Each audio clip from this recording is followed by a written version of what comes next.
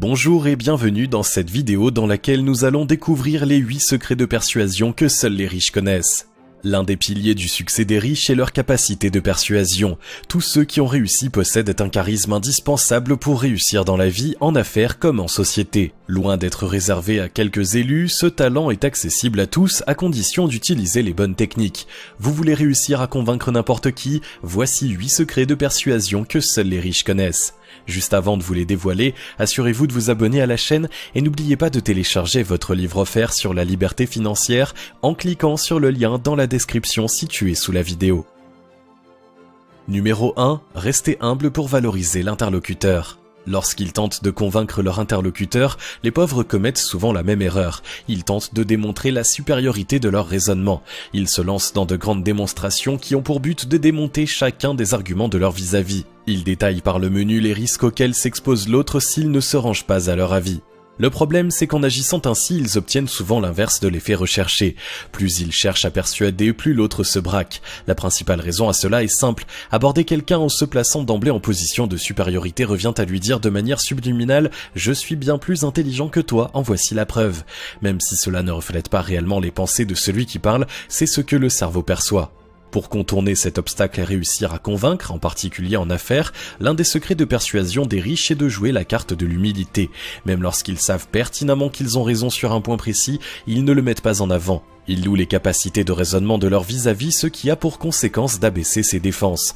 Ensuite, ils distillent leurs arguments avec subtilité pour amener la personne qu'ils veulent convaincre à adopter leur idée sans s'en rendre compte.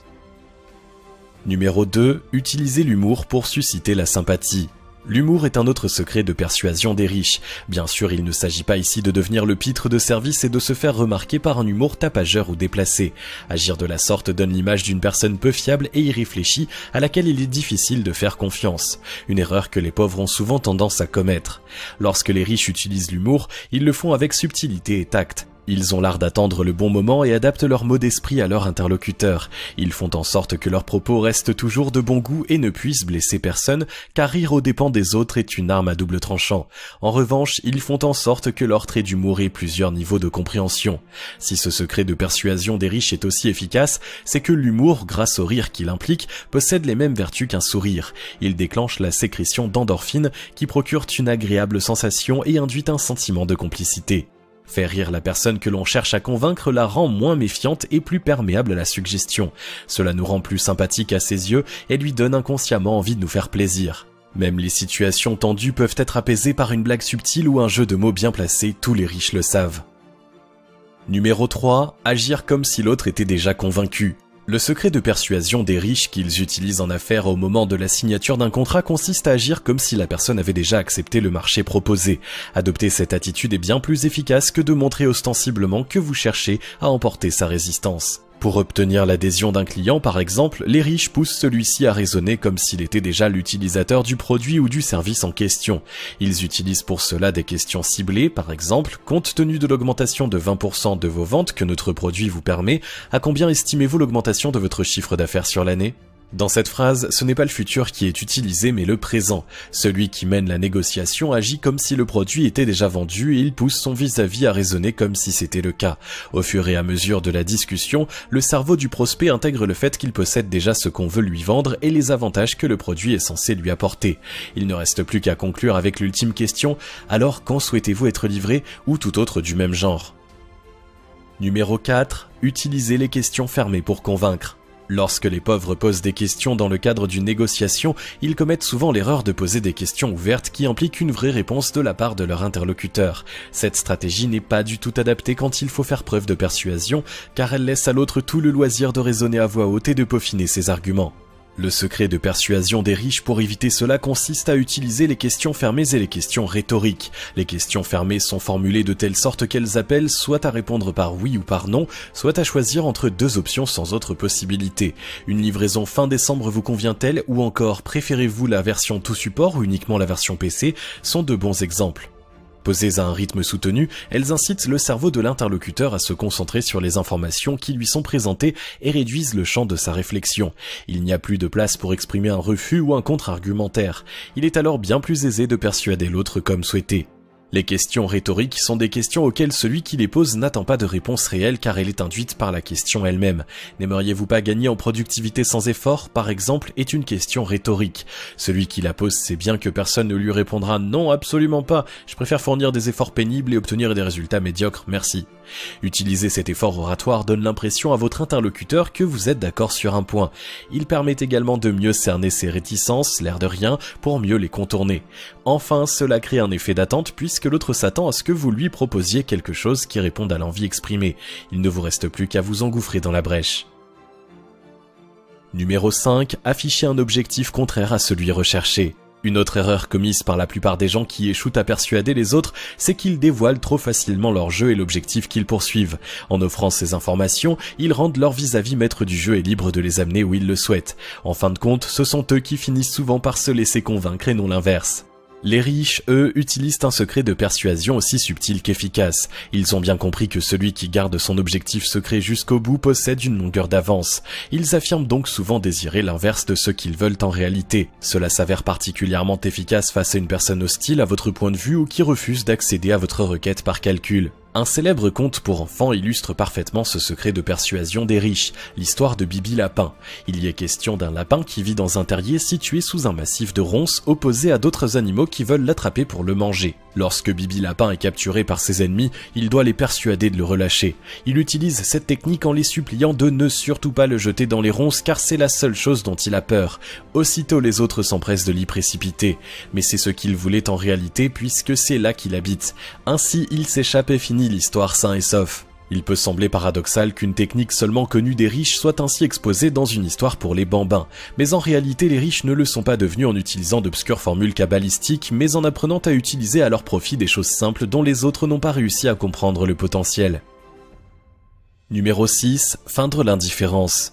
Un autre secret de persuasion des riches consiste à feindre l'indifférence face à l'issue de la discussion, alors qu'en réalité il n'en est rien. Cette technique diffère de la précédente car il ne s'agit pas ici de masquer ses intentions, simplement de ne pas se mettre en position de demandeur vis-à-vis de la personne à convaincre. C'est en quelque sorte ce qu'illustre l'adage « je te suis, tu me fuis, je te fuis, tu me suis ». C'est cette technique qui a par exemple permis au regretté et génial Steve Jobs de vendre ses premiers ordinateurs. À l'époque, ils se résument à une simple carte mère. Lorsque le propriétaire d'un magasin d'électronique lui propose de lui commander une première série de cartes, il prend Jobs de haut persuadé que l'entreprise a besoin de clients et qu'il pourra obtenir un bon prix. Mais ce dernier lui répond avec désinvolture qu'il n'a pas besoin de lui. C'est évidemment faux, mais cela fonctionne et Steve Jobs conclut l'accord au tarif qu'il voulait. Si vous voulez persuader quelqu'un dont vous avez besoin de faire quelque chose pour vous, ne lui faites jamais sentir que son aide vous est nécessaire. De même, pour faire signer un client, ne lui montrez pas que vous avez besoin de son argent. Celui que l'on courtise est celui qui a le pouvoir. Faites-vous courtiser par les autres, pas l'inverse. Numéro 7. Créer l'urgence dans la prise de décision. Je vous entends déjà vous indigner à la lecture du titre et maugérer devant votre écran. Créer l'urgence, un secret de persuasion des riches, n'importe quoi. Une réaction légitime puisque le web fourmille de sites sur le web marketing qui donnent ce même conseil et que même quelqu'un comme Emmanuel Friedenreich l'utilise. Et ils ne sont pas riches pour autant. Vous oubliez cependant un point capital, ils l'utilisent de la mauvaise manière. La plupart d'entre eux le font de façon grossière. Achetez maintenant ma formation à 97 €, vous avez jusqu'au coucher du soleil pour vous décider. Passez ce délai, elle passera à 2997 € et vous ne pourrez plus jamais vous la payer car votre patron va vous virer, vous allez vous casser les deux jambes et un alligator mutant viendra dévorer votre famille. La ficelle est trop grosse, autant mettre un revolver sur la tempe de votre prospect. Le secret des riches, c'est de manier l'urgence avec subtilité.